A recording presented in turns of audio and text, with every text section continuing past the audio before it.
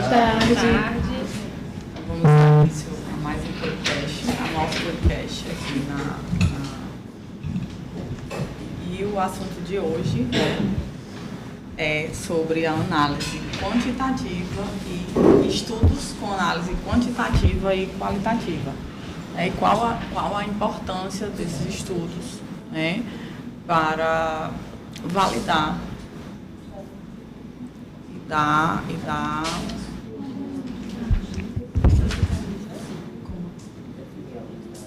sim, para definir os dados, né? Então,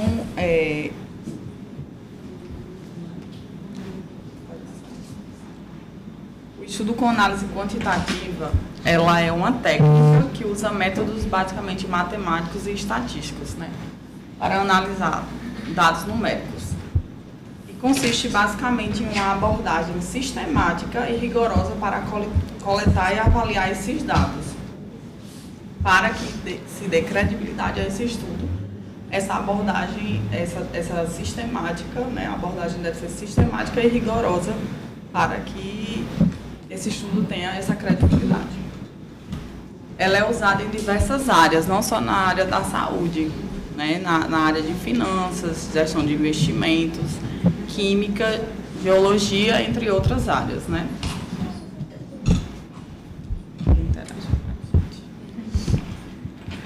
E quais são as principais características do estudo quantitativo, né? Ele utiliza perguntas fechadas, ele coleta, avalia e analisa grandes volumes de dados, identifica padrões e tendências, apresenta situações complexas em termos de um valor numérico. Os resultados são apresentados através de recursos estatísticos e dados numéricos. Falou sobre dados numéricos e é uma análise matemática mesmo, né? Isso. Que ela fornece dados precisos de acordo com aquilo que está sendo estudado e com aquilo que se tem como finalidade de obter. Isso. Pode ir. E qual seria a importância da análise quantitativa para esses estudos?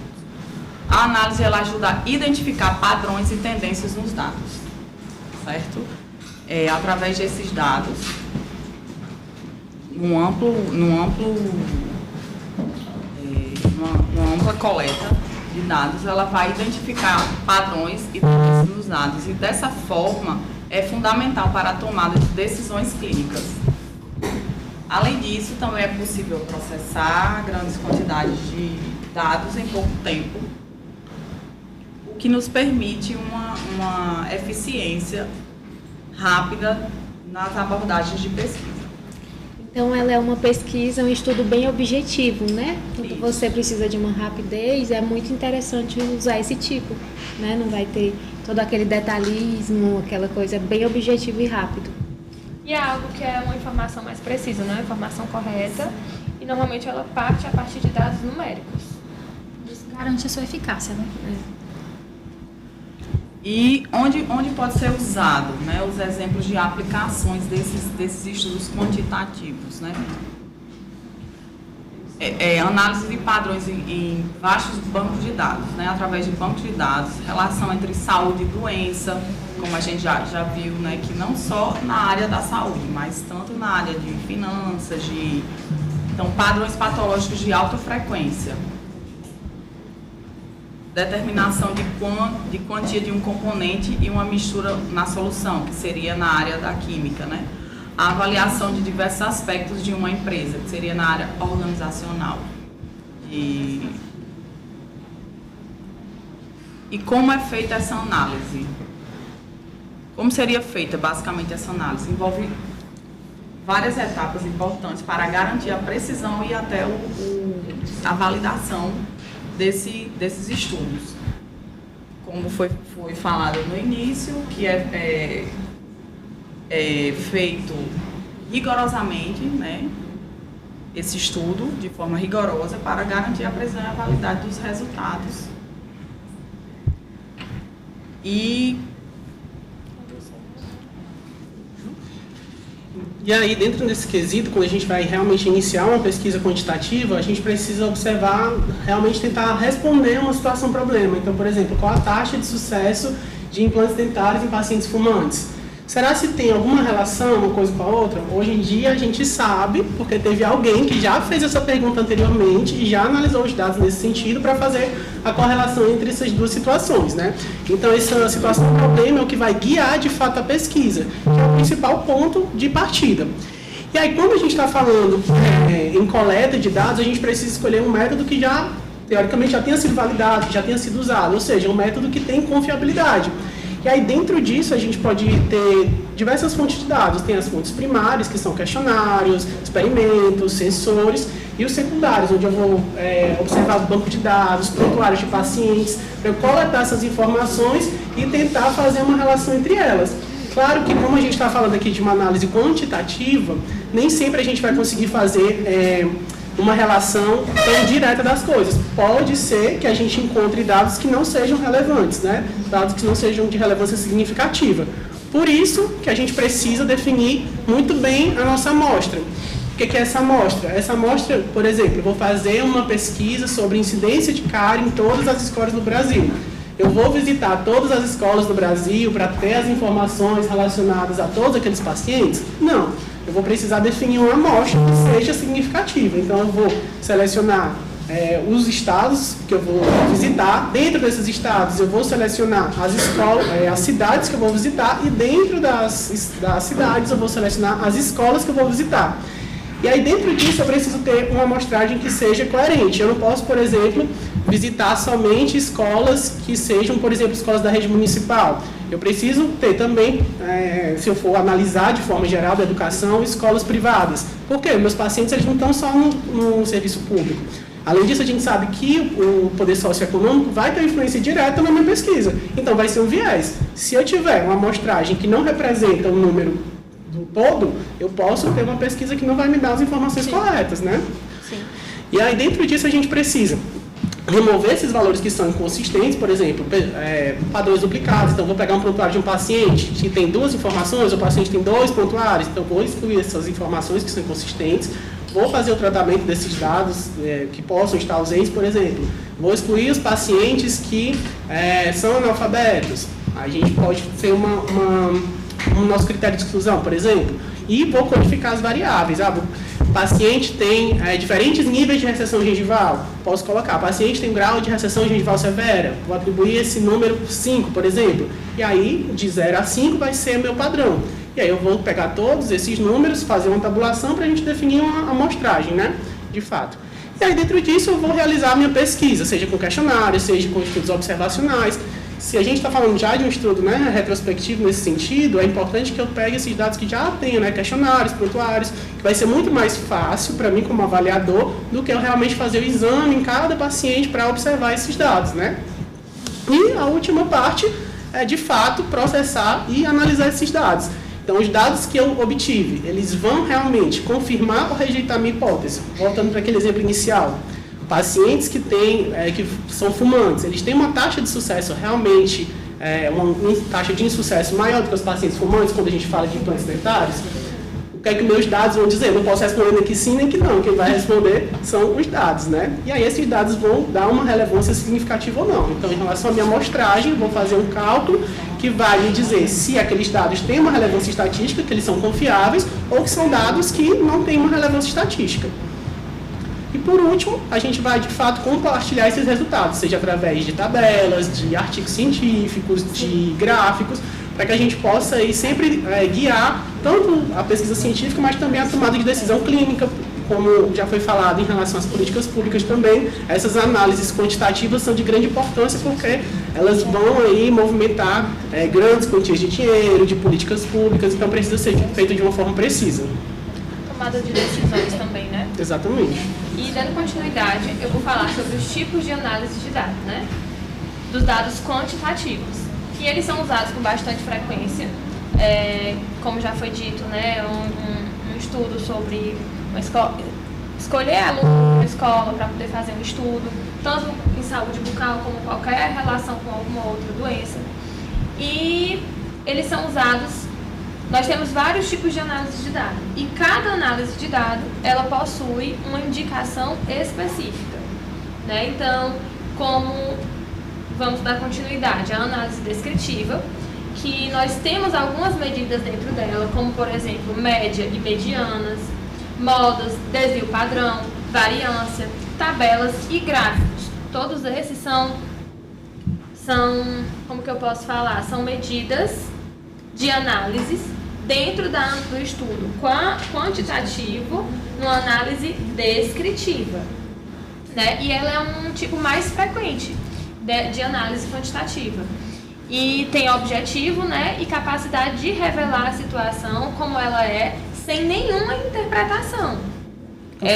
Aquele resultado, ele é aquele resultado. A partir daquele resultado é que será tomado uma decisão, uma interpretação, né? E, como eu citei, média, mediana, moda, desvio padrão, variância, todos eles são calculados para fornecer dados numéricos tangíveis, para fornecer dados numéricos. Então, é uma análise realmente muito precisa.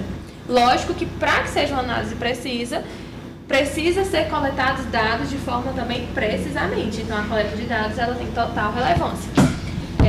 E aí essa análise, né, também ela é uma análise muito simples, né? Vamos supor, nesses exemplos que a gente está falando aqui, o padrão de prevalência de cárie é de 40%. O que é que isso quer dizer?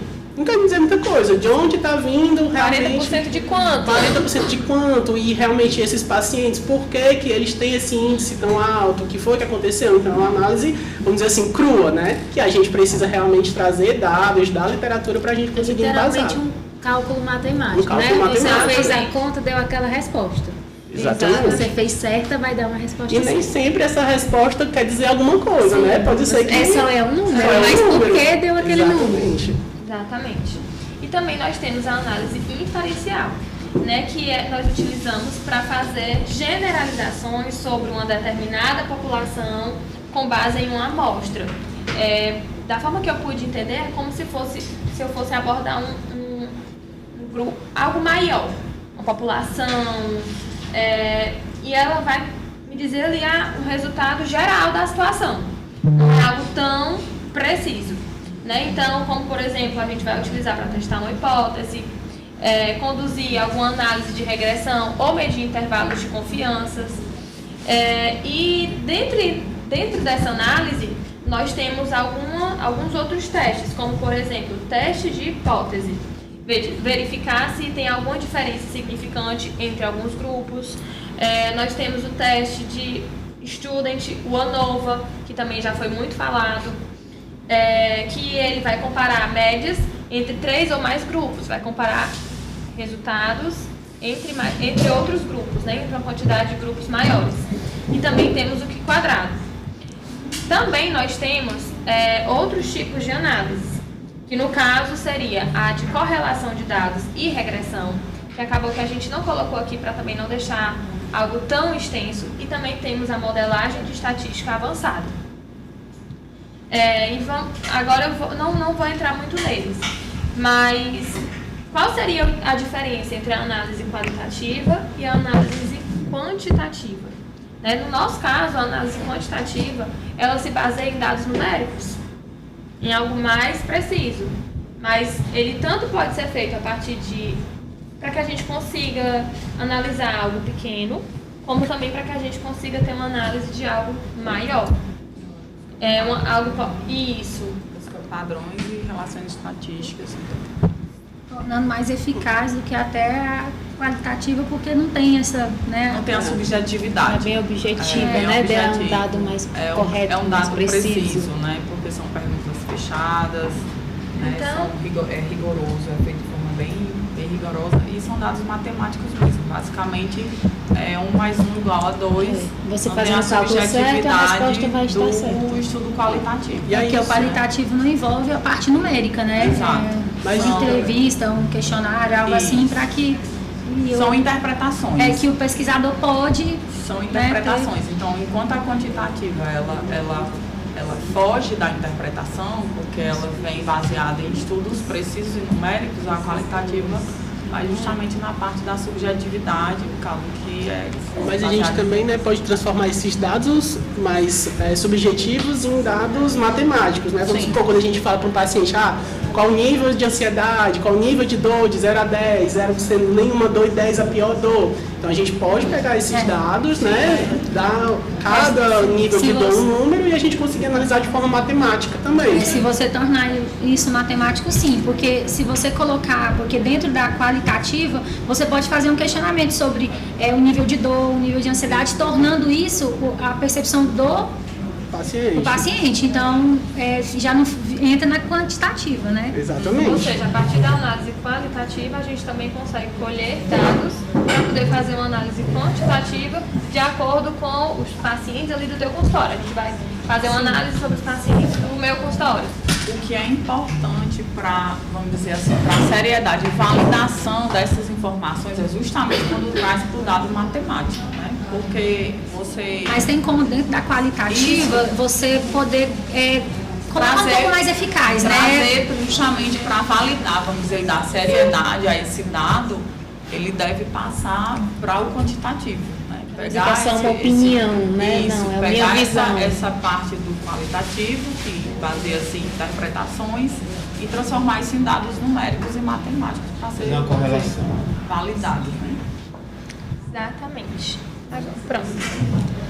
Aí agora a gente entrando num lado bem oposto, né? A essa objetividade, essa matemática, a gente tem uma análise qualitativa, que ela é uma análise que ela vai fazer o que ela aborda, né? A pesquisa ela vai se concentrar nos dados qualitativos, que eles não são numéricos. Eles vão além dos números, além das estatísticas, só desses cálculos que a gente falou tão preciso e objetivo, né? Ele vai envolver realmente a coleta de dados não numéricos, que a gente pode utilizar de vídeos, textos, imagens, áudios, né? Literalmente perguntas, né? Questionários, né? E aí, o objetivo desse estudo vai ser mais compreender os motivos por trás desses comportamentos que estão sendo observados na pesquisa. Sim. Né? Ele vai buscar entender, às vezes, fenômenos culturais, de natureza, políticos ou entre outros. Você pode criar questionários para buscar dúvidas sobre qualquer assunto. Né? Sim. Como a quantitativa também tem muitas vantagens nesse tipo de estudo, né? A gente pode citar que ele permite explorar experiências, perspectivas de pessoas, né, de quem está sendo estudado, dos participantes da pesquisa, significados atribuídos pelos próprios participantes e determinados os eventos que estão sendo estudados. Estimula a mente investigadora. Por quê? Porque o pesquisador que se propõe a fazer esse tipo de estudo, ele tem realmente que investigar. Ele vai entrar mais em profundidade, né? Sim, ele vai realmente buscar entender aquilo que ele propôs. Não, eu quero saber, vou perguntar, buscar opiniões, não só uma pessoa, ele realmente tem uma amostra, né? Incita a exploração e interpretação de respostas, por isso, porque como não é uma pessoa, ele vai ouvir. Aí o pesquisador... Coletar dados de uma forma manual também, né? Isso, ele vai ouvir, vai anotar, tirar sua própria conclusão. Tem mais detalhes, né? E ele consegue produzir as respostas para aquela pesquisa, né? Independente do tamanho da pesquisa, ali ele vai conseguir dar, né? Tirar uma conclusão em cima dela. Ele estimula o pesquisador a descobrir e compreender o pensamento do outro. Porque às vezes é numa pesquisa dessa que ele vai ouvir opiniões diferentes da dele. Ele tinha uma visão sobre uma coisa, aí escuta uma diferente, mas por quê? Eu achei que era totalmente diferente. Né? Começa até a ter outras visões dentro da própria pesquisa. A gente pode jogar na odontologia, por exemplo, níveis de dor. Né? O paciente tem um limiar de dor bem mais alto, uma coisa que você acha que é super simples, para outra pessoa pode nem ser. Tem outras visões daquela... Com certeza. Vai desempenhar também um papel fundamental na construção do conhecimento e geração de teorias. Porque a partir dessa busca de dados que vai levantar, vai ter uma observação acerca daquele assunto, você vai saber. Se perguntar do limiar, não, eu tenho uma teoria, uma pessoa pode ter um limiar de dor diferente do meu. Né? Não é uma coisa assim concreta, não é objetivo como um estudo quantitativo. É um estudo muito flexível, né? Que ele pode se adaptar a diferentes motivos, diferentes eventos. É uma pesquisa, você pode criar um questionário sobre qualquer assunto, você pode buscar entender qualquer evento. ele não é preso a um tipo de situação. E é um estudo que ele possui uma grande riqueza de dados. Como é uma pesquisa detalhada, que você vai a fundo, vai perguntar, isso vai gerar dados muito ricos, né, e completos, porque você vai realmente ouvir e criar toda aquela situação. E muitas não é vezes um número de sim ou não, né? E muitas vezes a gente vê nosso objetivo é um e a gente acaba tendo outra visão, tendo outros dados para a gente conseguir relacionar também. Às vezes nosso objetivo de pesquisa é um e dessa pesquisa surgem 2, 3, 4 com os dados que a gente colheu anteriormente. Isso, porque né? ele não vai se limitar só aos números, né? É uma coisa bem subjetiva, não é aquela Ele objetividade. Não é quantificável. Mas como nem tudo são rosas, né? Temos algumas desvantagens também nesse tipo de estudo. A principal delas que a gente pode citar é realmente a subjetividade, porque vai depender muito da visão de quem está realizando a pesquisa. Porque você vai ouvir uma pessoa e você vai tirar suas conclusões de acordo com o que ela falou. Talvez se com a a sua Gabriela experiência, né? ouvisse o questionamento, ela podia ter um entendimento totalmente diferente do meu. Né? Então, varia muito da visão do pesquisador que está buscando essas informações. A gente tem também a questão do tempo e esforço, porque como é uma coleta de dados subjetiva, é bem mais demorado do que uma busca numérica, né? Você é um número, você fez um cálculo, essa não. Você tem que coletar dados, organizar esses dados, buscar entender, realmente fazer toda aquela textualização. Ver a prevalência e aí para dar mais seriedade. Você tem que contextualizar realmente todo o dado coletado. E acaba que o pesquisador ele não consegue controlar a experiência de quem ele está analisando. Então, não é nada enumerado, né? É realmente subjetivo. Tem também a limitação da representatividade e a generalização desses resultados. Porque é uma amostra de uma população, às vezes é uma amostra pequena. Você não pode generalizar para uma população grande, para um estado, para um país. Varia muito até da questão cultural, socioeconômica.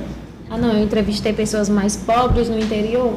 Eu não posso usar isso para conceituar uma população mais rica, né, com o pessoal com mais estudo.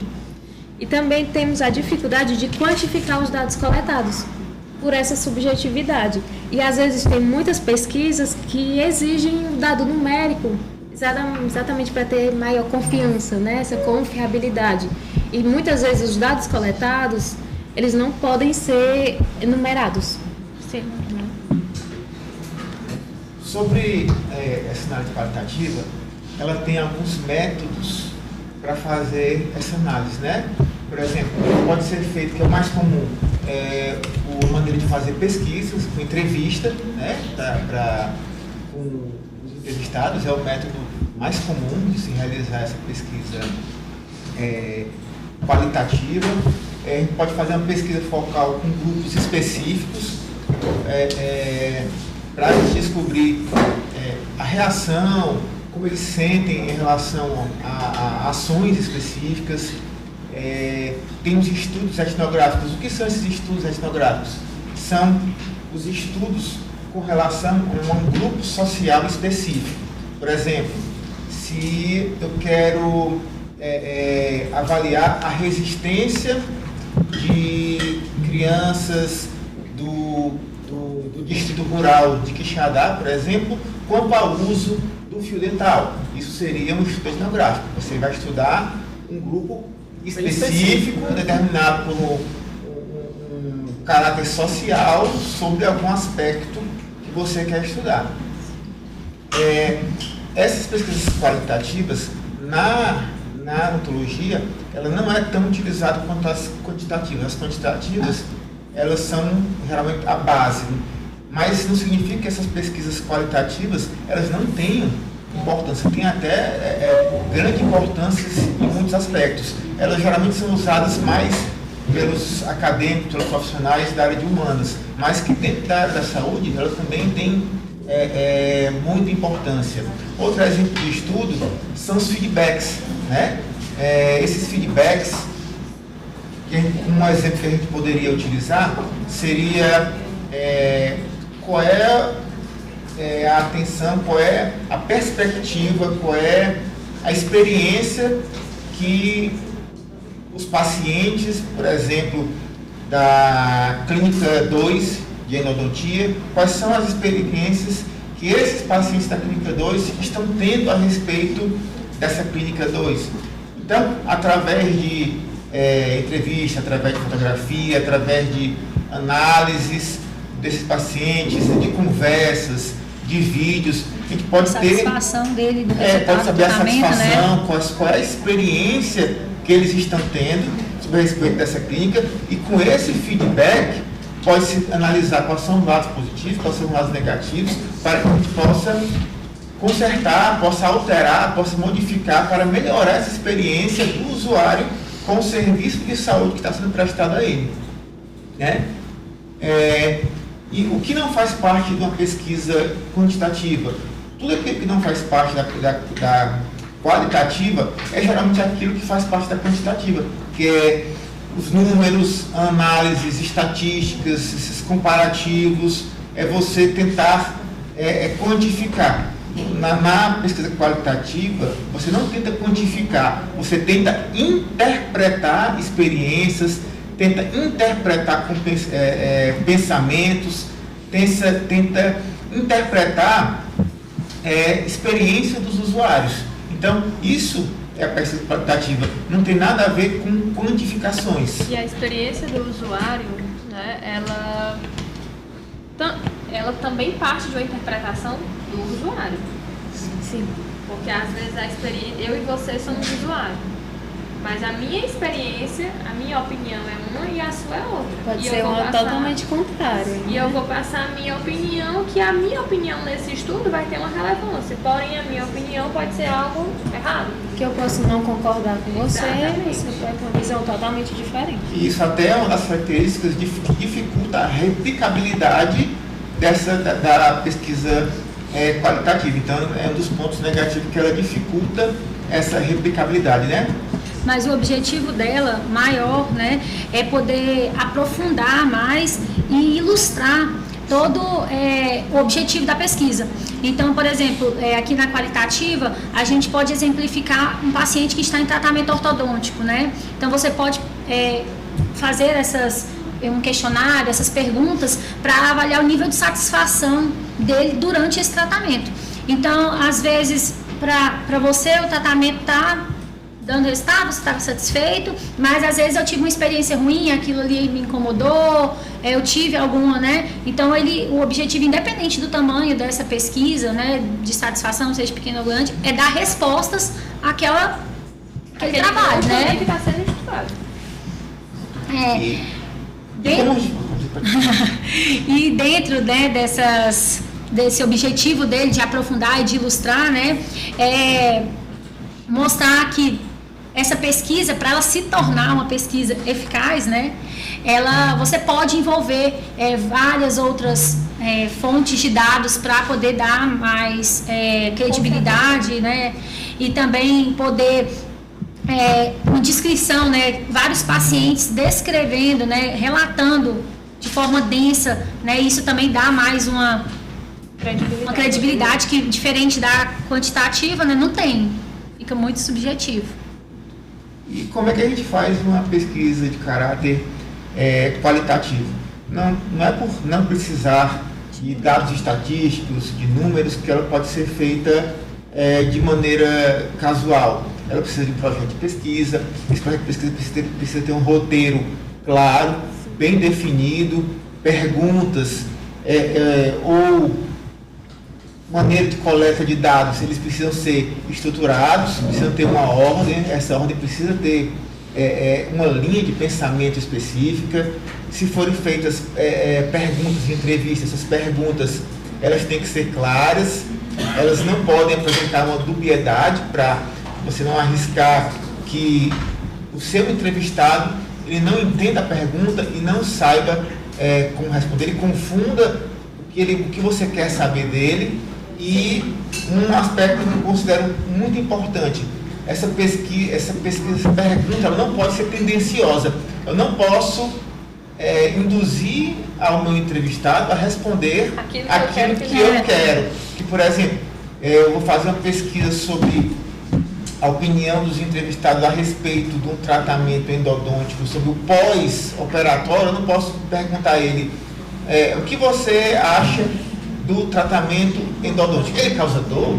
Então eu estou induzindo, já estou induzindo a ele a responder, doutor, ele causa dor. Então eu não posso induzir a ele a resposta que eu quero. Eu tenho que deixar ele à vontade, para dentro da visão dele, para dentro da perspectiva, da experimentação dele, ele dar essa resposta. Para isso sim. Parcial. Parcial. Imparcial. Para que a gente possa analisar de maneira imparcial. Para ter uma maior confiabilidade também. É porque os aspectos da realidade, eles não podem ser quantificados e você não pode induzir para que ele, né, faça os relatos. E aí a gente pode até, assim, dentro desse exemplo, fazer uma diferenciação de perguntas. Se eu fosse falar, por exemplo, uma pesquisa, tá, eu estiver fazendo uma pesquisa qualitativa, eu vou falar para o meu paciente, o seu pós-operatório endodôntico foi bom, médio ou ruim? E aí o paciente vai qualificar como foi esse pós-operatório. Diferentemente que eu posso perguntar para o paciente, seu pós-operatório foi bom? Aí ele vai responder sim ou não. E aí eu vou conseguir quantificar esses dados. Um sim, dois não. Quantos sim, quantos não. Exatamente. Né? E não comparar um que vai dizer sim, eu não senti nada, foi tudo bem. O outro que vai discorrer sobre aquela pergunta. Eu acho que quanto menos assunto, melhor, né? Sim, para não induzir realmente. Para que não, assim, para que não haja um desvio ali do que realmente é o foco. Mas assim, vamos agora começar as perguntas que a gente recebe, né? Então, assim, qual que é a principal diferença, né, entre a qualitativa e a quantitativa das pesquisas? Bom, é a precisão, né, basicamente, da quantitativa no sentido da questão matemática, numérica. Enquanto a outra é subjetiva, essa é completamente objetiva. E eu acredito que também a abrangência. A quantitativa, a gente consegue ter uma abrangência muito maior do que na qualitativa. Vai ser realmente uma soma de dados, né? Aquele número. Não De fica uma coisa muito extensa. Obtidos através de outro estudo. Certo? E aí, já que a gente está falando nisso, né, como é que a gente pode, assim, garantir uma viabilidade e confiabilidade na pesquisa qualitativa nesse sentido? No caso da pesquisa qualitativa, a gente pode também usar o método de triangulação, que é você utilizar vários dados de outras pesquisas, descrições dos pacientes de forma densa, né, relatos de várias pessoas com os mesmos descritivos, né, e também a gente não pode esquecer que, assim, minimizar o mínimo da opinião do pesquisador em cima dessas pesquisas, de quem está participando e até mesmo do questionário. E quais seriam os principais métodos da análise qualitativa? Da análise qualitativa, a gente pode citar 5 principais métodos, né? Que é a análise de conteúdo, análise temática, a etnografia, que eu até comentei antes, os estudos de caso, né? Que envolve se aprofundar todas as experiências a partir de um caso específico, e o quinto seria a fenomenologia, que é analisar todos os fenômenos envolvidos com a experiência de um usuário ou de um grupo de usuários em questão. Toda a experiência que ele tem, tudo que ele sente, todas as respostas dele, todos os feedbacks dele em relação à experiência específica. Já que perguntaram para ele quais, né, os métodos, a gente também quer saber um pouco sobre as principais técnicas de coleta dos dados, né, para a pesquisa quantitativa. Essas pesquisas quantitativas vão depender muito em relação ao meu objetivo de estudo. Então, eu posso fazer essa coleta clinicamente, vamos dizer assim. Então, no exemplo que a gente estava comentando sobre recessão gengival, vou lá com a minha sonda e vou fazer uma medida de 1 por 1, fazer um periograma, fazer todos os exames necessários para isso, mas eu também posso utilizar bases de dados que já existam. Então, na clínica de periodontia da Faculdade Paulo Picanço, foram atendidos 500 pacientes. Desses 500 pacientes, eu vou pegar os prontuários, ver o periograma e exatamente fazer essa análise quantitativa desses dados que a gente já tem. Então, não necessariamente eu vou precisar ir paciente por paciente ou selecionar um grupo de amostra, né? Já que eu já tenho esses dados que foram colhidos previamente. Sim, assim, qual o maior desafio que vocês encontram na questão das pesquisas, das análises qualitativas? Eu acho que o principal desafio é, sem dúvida, a subjetividade. E muito da visão, da opinião do pesquisador. Ele tirar suas próprias conclusões do que ele ouviu naquela pesquisa, de quem ele entrevistou. Então, é uma coisa que, por mais que seja de confiança, não é um dado preciso. Né? Se às vezes, se uma mesma pesquisa tiver 2 pesquisadores, um pode ter uma visão diferente do outro, e isso acabar mudando muito a coleta de dados, os resultados. Né? Então, não é tão objetivo. Aí a gente entrando ainda muito assim, a gente fala que é muito objetivo, né, o estudo quantitativo, mas dentro dele tem algumas variáveis principais que devem estar presentes nesses estudos. Essas variáveis vão depender justamente do tipo de estudo, né? Então, se meu estudo for relacionar a idade dos pacientes com o nível de perda óssea, então eu posso fazer que a idade dos meus pacientes é uma variável independente, porque não depende do meu tratamento, não depende do que eu estou avaliando, né? Entre aspas. Já a minha variável dependente é que realmente é o meu objetivo. Então, o paciente vai ter um aumento de recessão, uma diminuição. Então, essas são as principais que a gente vai ter, dependente e independente, para a gente conseguir organizar os nossos dados. É isso. Então é isso, gente. Muito obrigada pela participação de todos. Chegar ao fim mais o nosso primeiro episódio do nosso podcast. Até o próximo encontro.